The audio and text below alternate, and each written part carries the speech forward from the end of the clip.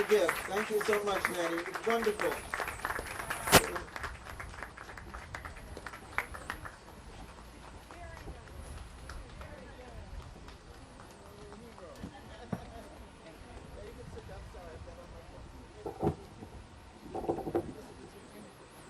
I think we can do a lot better than that. Let's give Nanny another round of applause.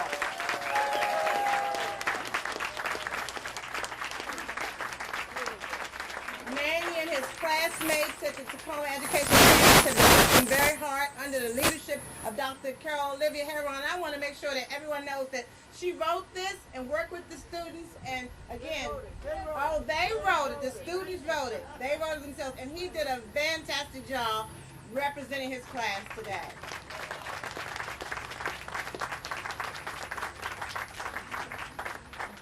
For those who are just joining us, we do have additional seats in here, so come on in and have a seat. We want you to be comfortable. We don't have a lot more time left in our program, but we definitely want to make sure that you are invited to have a seat. We do have seats inside the tent, underneath the tent. As I mentioned, I'd like for you to return with me in time and listen in to a brief conversation between Generals Ulysses S. Grant and Robert E. Lee, portrayed by Ken Surf and Frank Orlando. We also have with us Mrs. Lee as well.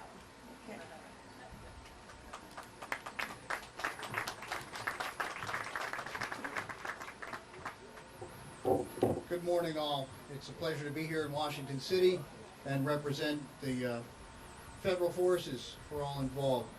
General Lee and I have decided to thematically just offer to use some words on reconciliation together for us in our bubble of time.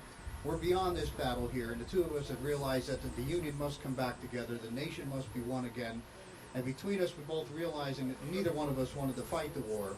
So I'd like to invite my comrade from West Point here, General Robert E. Lee, please.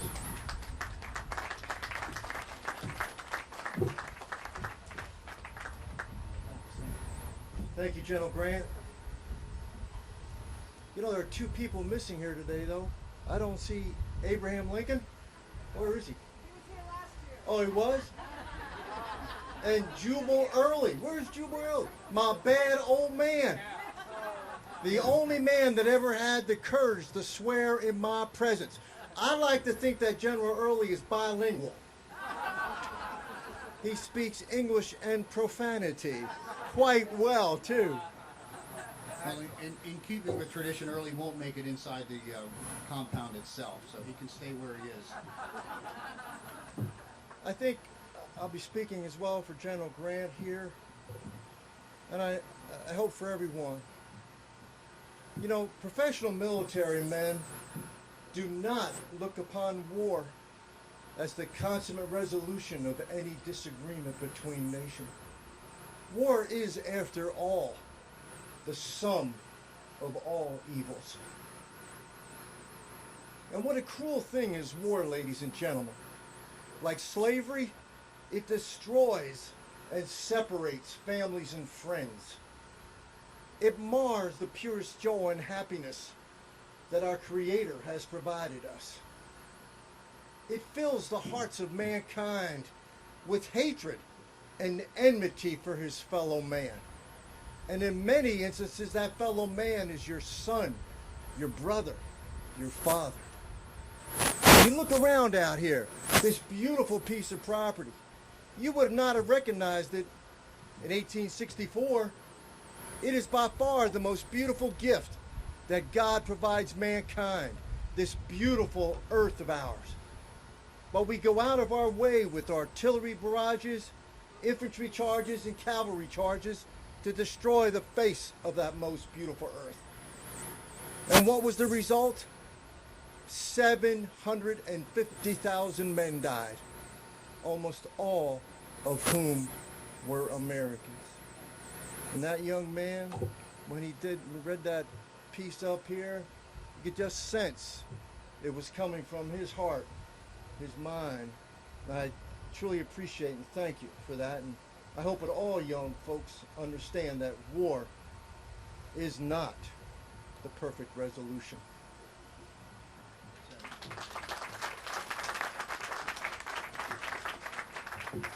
So I think to close our portion, just to suggest to you to remember everybody who's fallen throughout our history, to provide the freedoms that we enjoy today and into the future. And it's up to us to remember that and honor what they did with their contributions in that last full measure of devotion. So keep that in mind. And one final plea to let us have peace.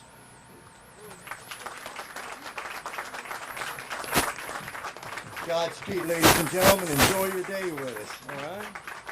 Just do me one favor.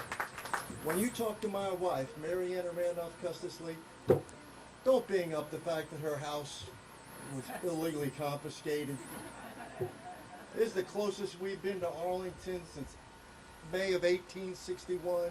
Let us enjoy. And just remember one other thing. It's her home, not mine. See, she takes great delight in telling people that I'm married up.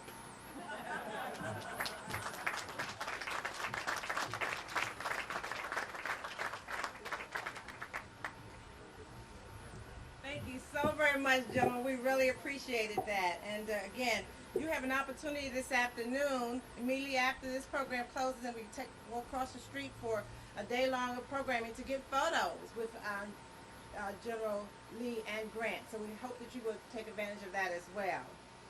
Lastly, on our list of sort of the teasers for this afternoon, we have Alliance Board member and a Civil War Defenses of Washington volunteer, Brian Cheeseborough, who will share reflections of Fort Stevens immigrant soldiers and the United States colored troop soldiers abroad during the Civil War here in the Washington, D.C. area and throughout the nation.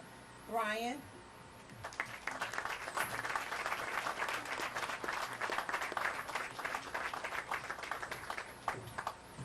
Good morning. Thank you very much. I spent a lot of time reading about Ulysses S. Grant and Robert E. Lee, but I never expected I'd be speaking right after them. So, well, thank you for coming and participating in the 153rd anniversary of the Battle of Fort Stevens, which took place on July 11th and 12th, 1864. Unfortunately, this battle remains an event largely unknown by many, even among Civil War buffs. Some of this anonymity, perhaps, cannot be helped. A smaller engagement, the battle lacks the major league status of an Antietam or a Shiloh.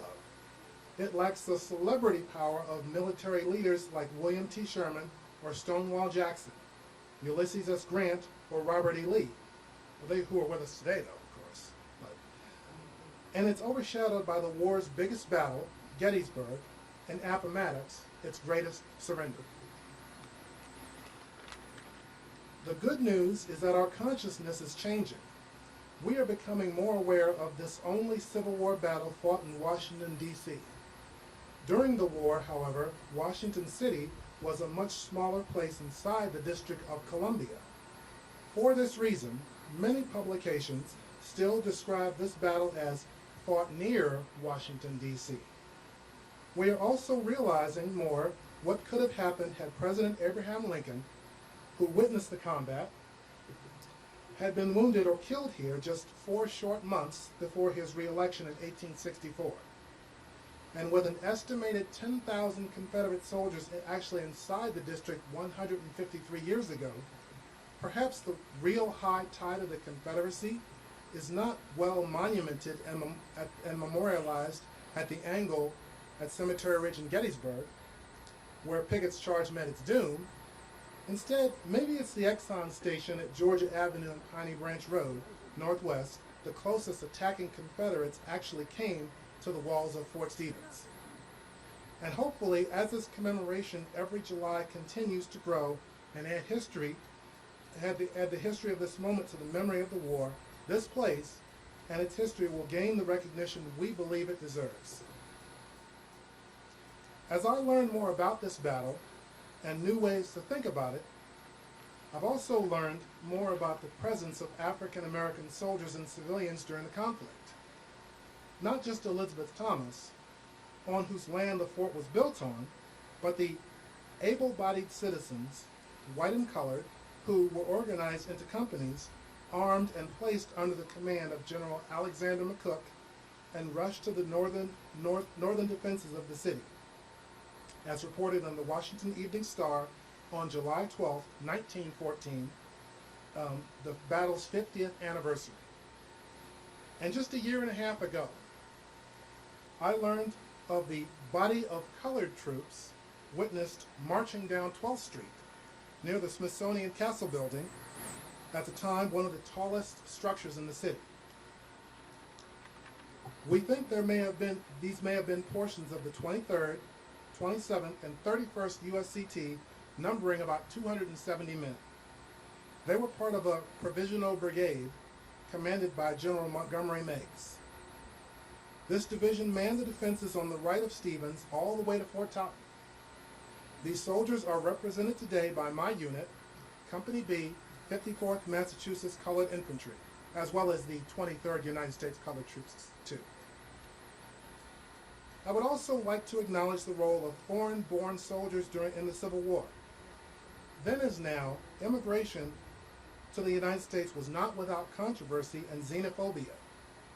Of the 41 men buried at Battle Ground National Cemetery who were killed in the Battle of Fort Stevens, 1/3 of them came to America from another country. With blankets as coffins, these men have literally become American soil.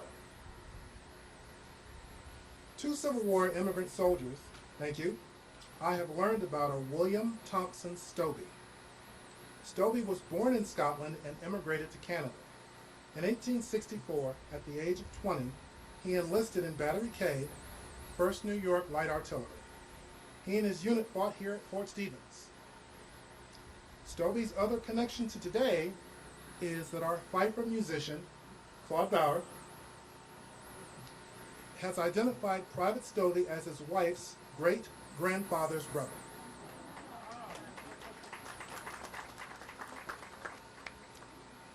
Claude, today we salute your ancestor, and we thank him for his service.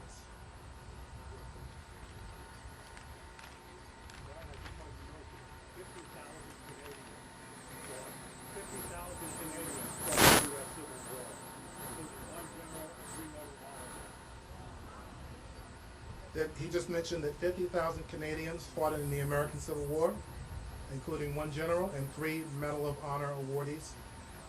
One of them is buried at Battle Ground as well, George W. Farrar of the 43rd New York. And that brings me to the other soldier I want to tell you about, is Private Muhammad Khan of the 43rd New York Infantry. Born in Persia in 1830 and raised in Afghanistan, Khan arrived in the United States in 1861. Though the 43rd fought at Fort Stevens, Khan was not in this with his unit, as he was still recovering from being shot in the hand at the Battle of the Wilderness in May 1864. You can read much more about him in his fascinating story, which has been posted on the National Archives Narrations blog. And at this point, what I wanted to do is to, it was asked, since we've come as reenactors for the last several years, to introduce some of our reenacting participants. As I mentioned, Claude Bauer, he is our fifer musician. So when you hear the period music throughout the day, that'll be coming from Claude and the drummers. Also, the 61st Pennsylvania, Captain Christopher Monzi is over here on your left. They've been really, really great. The 61st is also a unit that was original to the Battle of Fort Stevens, and some of their men are also buried at Battle Ground. This year is a real treat for me as well, because the 2nd Rhode Island Volunteer Infantry has come. A few of them have come all the way from Rhode Island. 61st has come from Pennsylvania.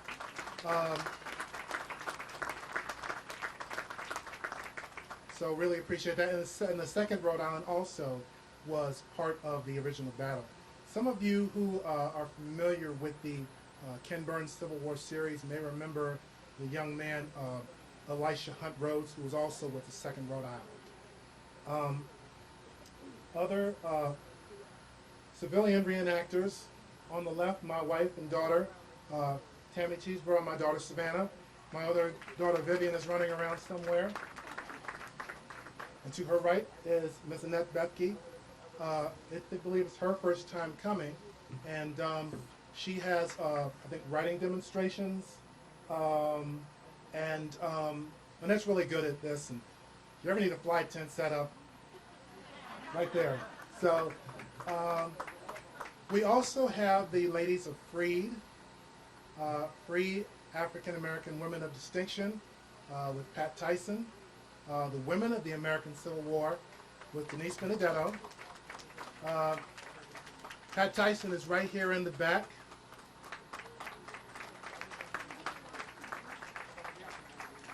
And every year, I'm the one who recruits the reenactors for the event. But every year there's people that show up, reenactors that show up that I don't know. But hey, I really do appreciate everybody who comes, participants and visitors. One person who won't be with us this year though, or I guess again, on July 5th of this week, a member of my unit,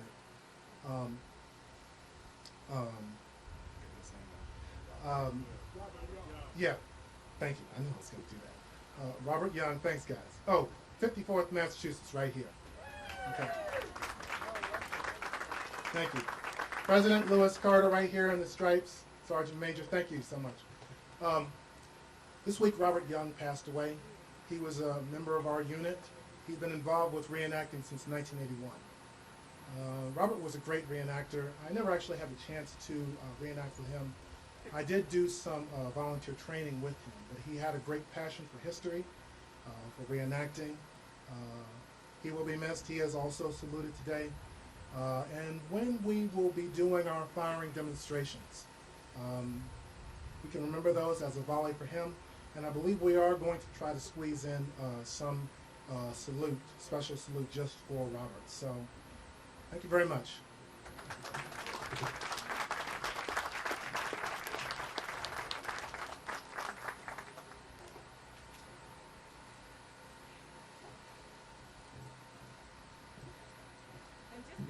Keynote address, we will have just one more selection by Doug Jamison, who will be bringing something very special to us now. He's going to come before the mic.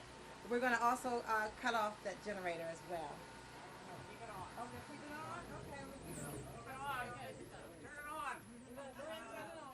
Turn it on. Turn it on. Yes, turn it on. You're going to use the mic. But this another patriotic song. I want you to all sing. I want you to stand, please, for the singing of America. Until March 3rd, 1931, this was the unofficial national anthem of the United States of America for most of our history. In 1931, of course, the Star Spangled Banner became our national anthem. But we all should know, my country, 'tis of it. My country, 'tis of the sweet land of liberty, of thee I sing.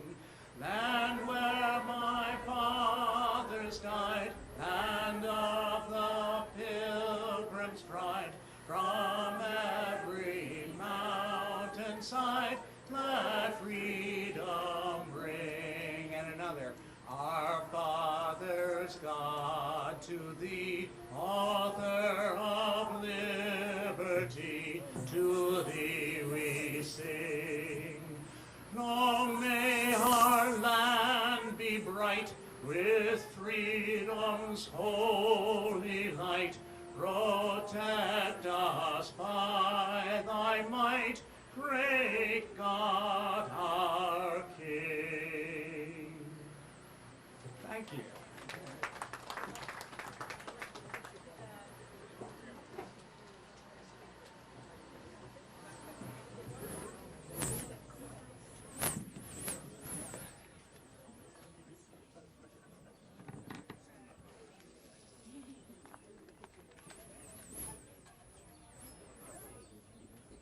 It is my pleasure to now introduce our 2017 keynote speaker, Dr. Edward Green Medford. Dr. Medford is a professor in the Department of History at Howard University, where she has taught for 30 years. Dr. Medford has authored, co-authored or edited 4 books on slavery, the Civil War, and Reconstruction. She serves on several national advisory boards, including the Association for the Study of African American Life and History, and is a contributor to special historical programs produced by C-SPAN and other television networks.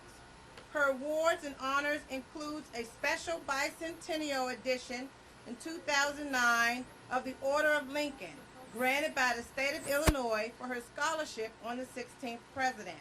And in 2013, she was nominated and awarded the Professor of the Year Award for the Howard University Student Association.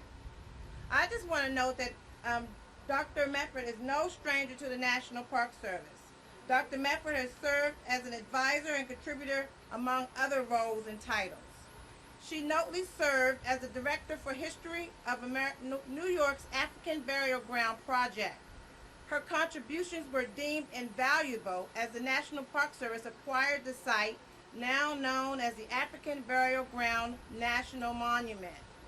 And on a personal note, many years ago, as the brand new site manager of the Frederick Douglass National Historic Site, I had the privilege to join Dr. Medford along with Dr. David Blight to facilitate a segment for C-SPAN's renowned American Writer Series on the grounds of Cedar Hill, Frederick Douglass's last residence here in Washington, D.C. What an honor that was then, and even more so today, as I introduce her as our first woman keynote speaker for this commemorative event.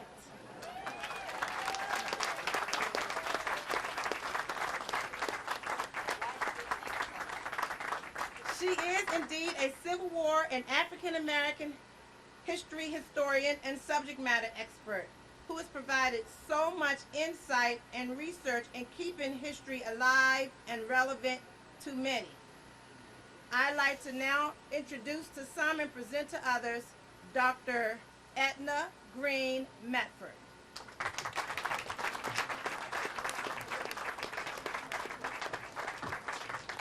Thank you, Ms. Elder. I'd like to take the opportunity to thank the National Park Service and the Alliance to Preserve the Civil War Defenses of Washington for this invitation to speak with you this morning. Can everyone hear me? Okay. I want to start my presentation with a brief quote.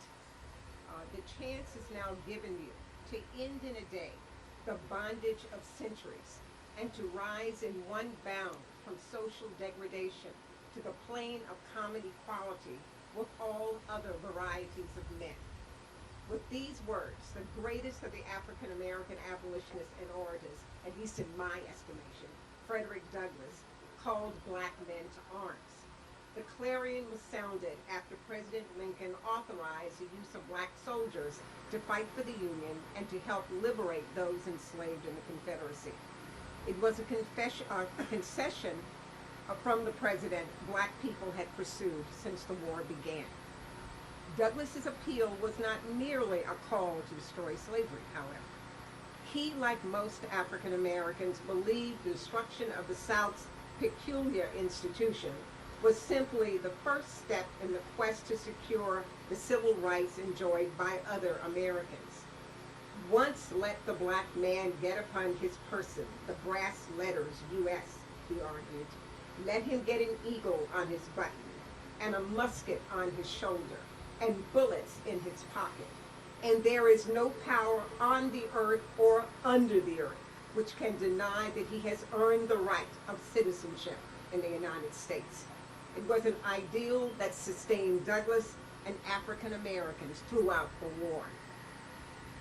Black men and women had pursued equal rights for as long as the country had existed, but continued prejudice, even after the abolition of slavery in the northern states, had left their quest unfulfilled.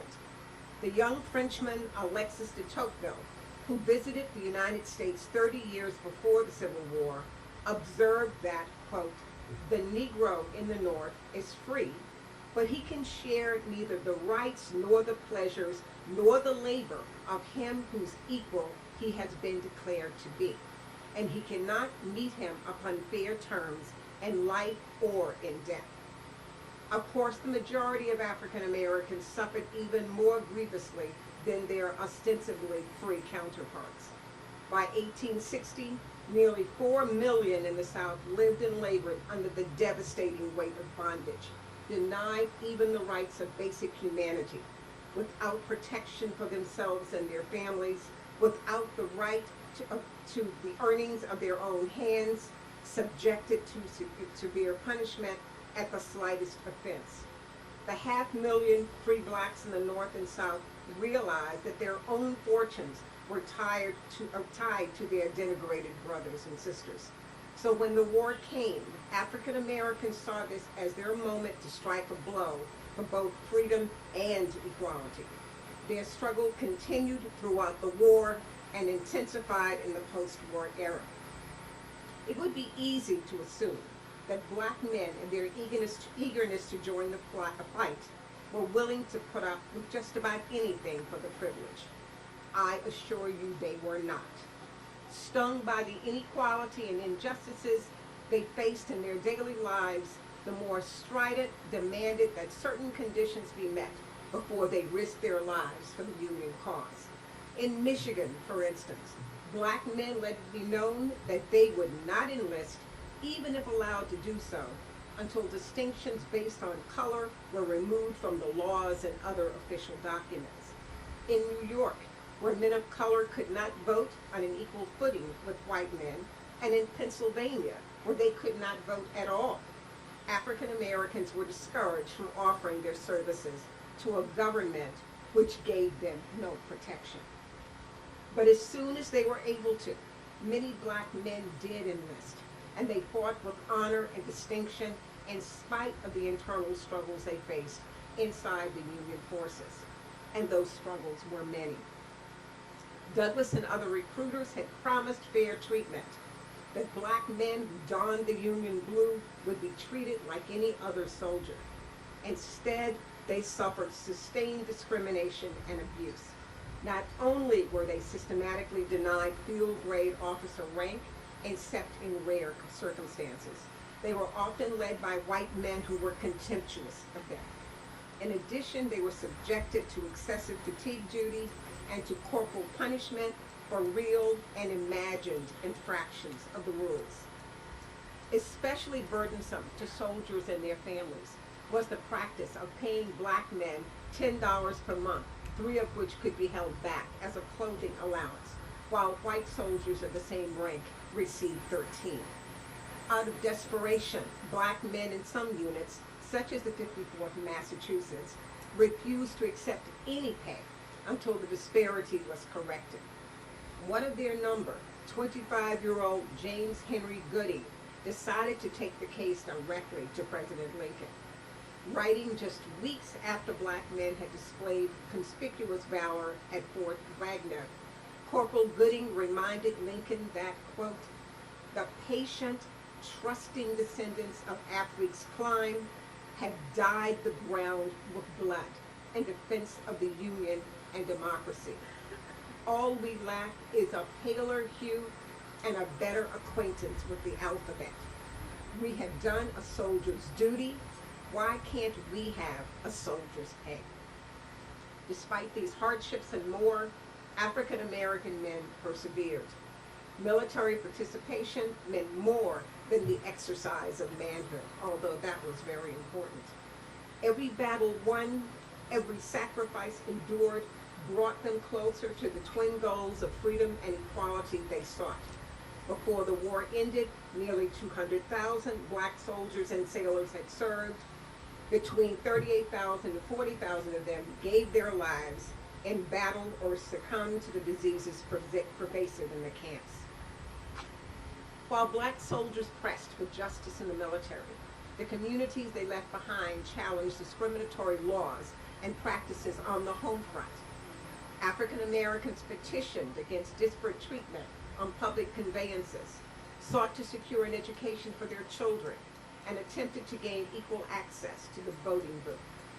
In the District of Columbia, the pursuit of equal rights was shaped by forces and circumstances unique to the capital city. First of all, Washington held the distinction of being a federal enclave, ultimately under the jurisdiction of Congress.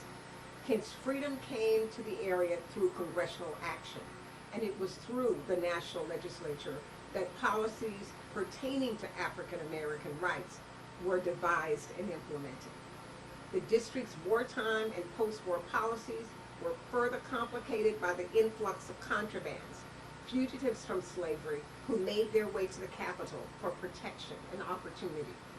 Within weeks of Congress having passed the District of Columbia Compensated Emancipation Bill, the municipal black codes, which govern movement, labor, and the relationship between blacks and whites, were repealed. Yet discrimination continued. One concern was in the ongoing practice involving access to streetcars. It had been customary for black people to be relegated to the car's platform, where they were exposed to the elements and untold dangers. The effort against their continuing discrimination began to bear fruit in 1864 when Dr. Alexander Augusta protested his ejection from the streetcar.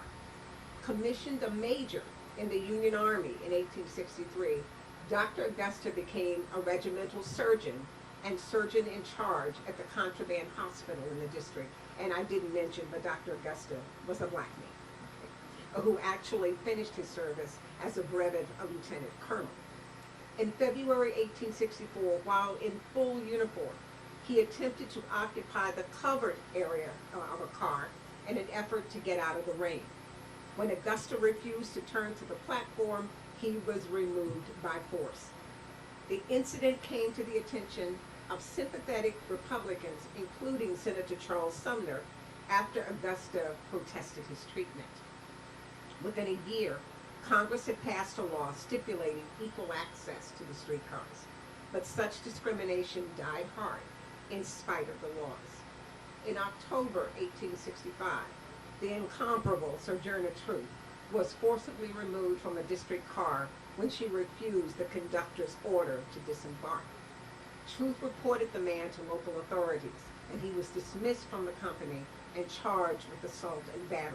So as you see, the city is changing as a consequence of the efforts of these early folk to do something about this discrimination. While some D.C. residents pressed for equal access to public accommodations, others made educational parity their priority. In Washington, the education of the black population had not been an issue of serious challenge before the war. Indeed, private schools had been established for the instruction of a few. And when emancipation came, many local whites welcomed education as a way to civilize the black masses. What they did object to was being taxed to support such institutions.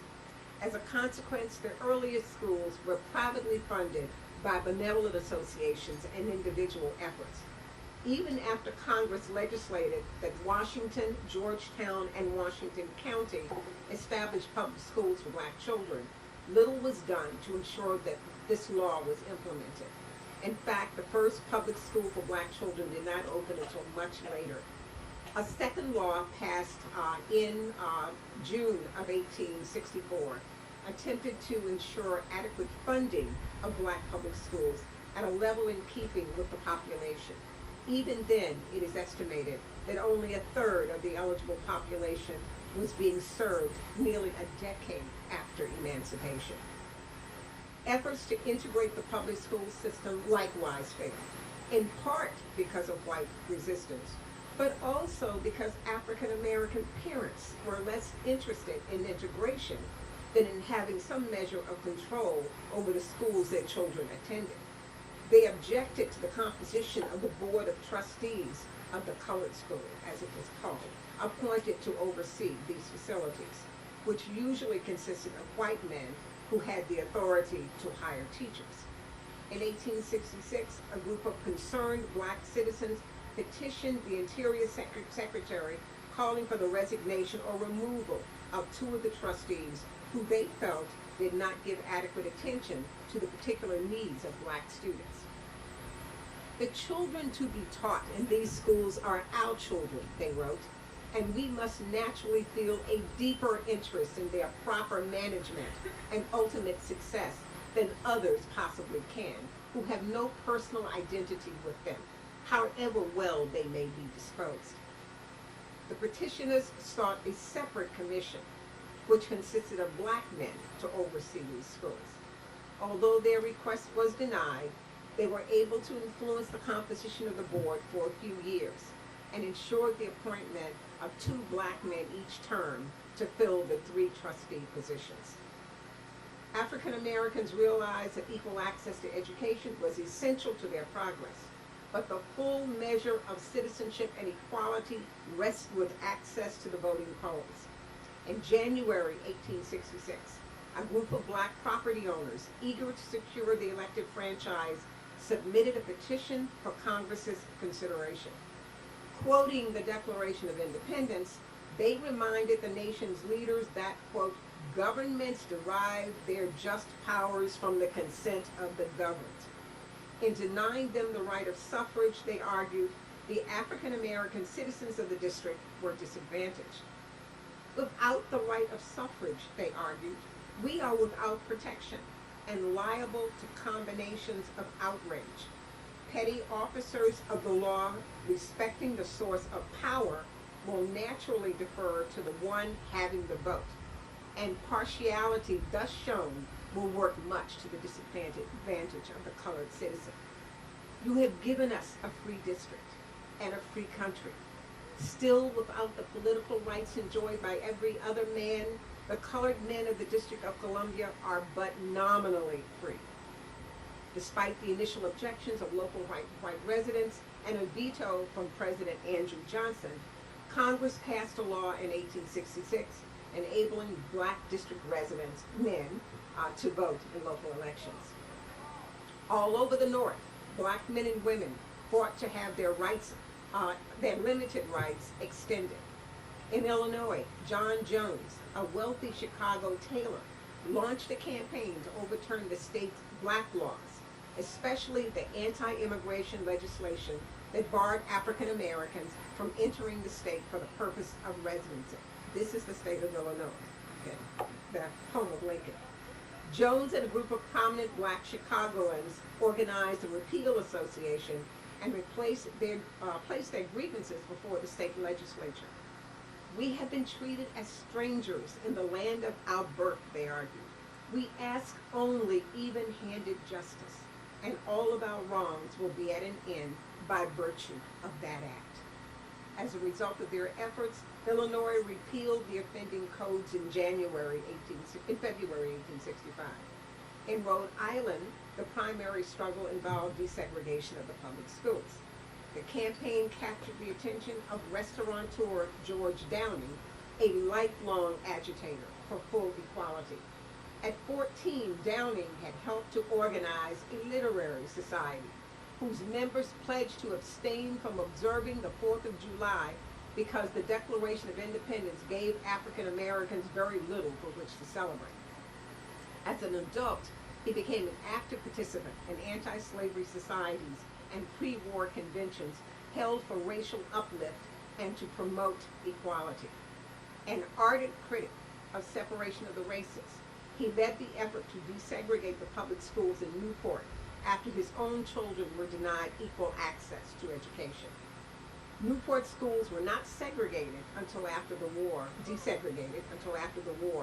but the efforts of Downing and others like him hastened integration's arrival. Black residents of the South were not to be outdone by their brothers and sisters in the North. In those areas under Union occupation, they petitioned the president or local authorities for redress of their grievances. In Tennessee, a group of Nashville residents, eager for the right to vote, petitioned the Union Convention of 1865. The government has asked the colored man to fight for its preservation, and gladly has he done it, they declared. It can afford to trust him with a vote as safely as it trusted him with a bayonet. And in North Carolina and Louisiana, black leaders, sensing the war was nearing an end, asked Lincoln to intervene to ensure their rights to the elective franchise. In the case of Louisiana, he recommended enfranchisement for specific groups of African Americans, but the state declined to accept it. There is certainly a great deal of activity as well involving the pursuit of economic independence. But since I've only been allotted 20 minutes, it is impossible to do justice to that. So I will skip over that. I would recommend my own book, Lincoln and Emancipation, however, if you want to learn more about that. I know it's shameless. As they have since the 1830s, African Americans continue to meet in national convention for the purpose of securing civil rights. The convention in October 1864 in Syracuse, New York, attracted 144 delegates from 18 states, including 7 of the seceded states. Those assembled issued a Declaration of Rights that included a demand for the immediate and unconditional abolition of slavery, the right to resist colonization outside of the United States, something which was being considered, and the enjoyment of the rights of all other citizens. We claim that we are by right entitled to respect, their declaration read, that the immunities and privileges of all other citizens and defenders of the nation's honor should be conceded to us. Before adjoining, the conventioneers formed the National Equal Rights League, which pledged to obtain a recognition of the rights of the colored people of the nation as American citizens. And they also suggested that each state form its own equal rights leagues as well. Simultaneously, African Americans successfully challenged the ban on blacks carrying the mail and the exclusion of witnesses from federal courts based on race, the awarding of passports that established citizenship for black international travelers contradicted the Supreme Court's argument in the Dred Scott decision that African Americans were not citizens of the United States. The 14th Amendment, of course, ratified in 1868, established the criteria for citizenship and called for due process and equal protection under the law. And of course, the 15th Amendment gave African Americans nationwide the opportunity to vote. From the post-emancipation era, and for most of the 20th century, African American men and women alongside non-black supporters battled segregation of all kinds. They challenged employment discrimination, fought against disenfranchisement, and experienced violence at the hands of those who would deny their right to full and complete equality. By the mid-20th century, the resistance to black exclusion and abuse had launched a movement that would not be stayed. The 1954 landmark decision, Brown v. Board of Education of Topeka, overturned the horrendous Plessy versus Ferguson decision of a half-century before that had given national sanction to unequal treatment of African Americans. A decade later, the Civil Rights Act of 1864 and the Voting Rights Act of 1865 restored the rights that black men and women had been denied since the turn of the century. Well, black women a little bit later, because no women had the right to vote at the turn of the century. Unfortunately, we have yet to turn the corner on bigotry and racial prejudice that have been constants in our national history. Our failure is reflected especially in the individual and collective violence that is disproportionately exhibited against people of color, in the sentencing guidelines that tend to mete out stiffer sentences for crimes traditionally associated with black men and women and poor people, and in the use of voter suppression tactics under the guise of eliminating voter fraud. While the incidents of recent times are nothing new, they signal an unapologetic retreat from the justice and equality that we claim as our national creed. We would do well to remember Douglass's warning that where justice is denied, where poverty is enforced, where ignorance prevails, and where any one class is made to feel that society is an organized conspiracy to oppress, rob, and degrade them, neither persons nor property will be safe. The men who protected the District of Columbia during the Civil War, and especially those who stood their ground here at Fort Stevens in 1864, helped to ensure that the nation would survive and that the principles upon which it was founded would endure. And while those principles did not apply to everyone at the time of the nation's birth, the war offered an opportunity to begin anew. The recently emancipated and their freeborn brothers and sisters took advantage of that opportunity, and in so doing showed America the true meaning of freedom and equality. It is left to us to honor them, not simply by commemorating their efforts, but by recommitting ourselves to continuing their struggle.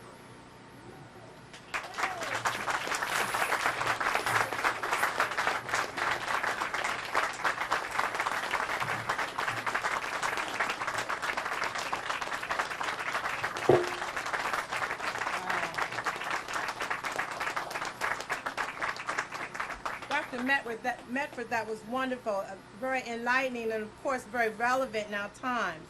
And for those who may not know, but the Park Service, after the sesquicentennial of the Civil War, the theme was the arc to equality. And although, and there are several instances, as noted in Dr. Medford's speech this morning, that there's still efforts that need to be made, we are indeed making that full arc to equality. And again, I want to thank her so very much for her inspiring words and reminder of history and how we all have a role to make this a better world. Thank you again, Dr. Medford.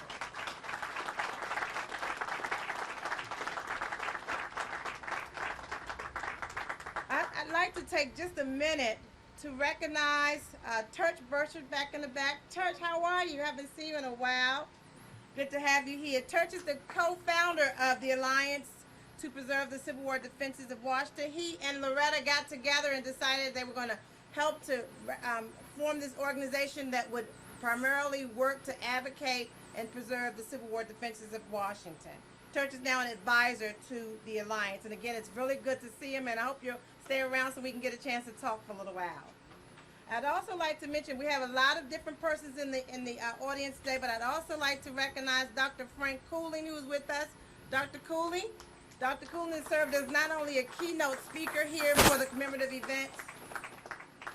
Dr. Cooling is one of my favorite in that he has written several books about the Civil War defenses of Washington.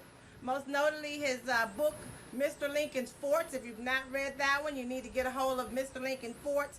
And then one of his latest publications is The Day That Lincoln Almost Got Shot. And those books, those publications are found over at our Eastern National Outlet. You can not only find Dr. Cooling's books there, but we have at least 3 different authors who will be joining us today to sign books.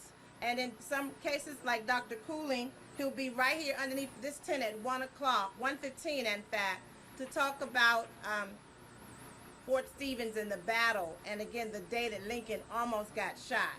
And then he kind of just snuck in the back. I just saw him, Dr. Frank Smith. Where's Dr. Smith? I saw him.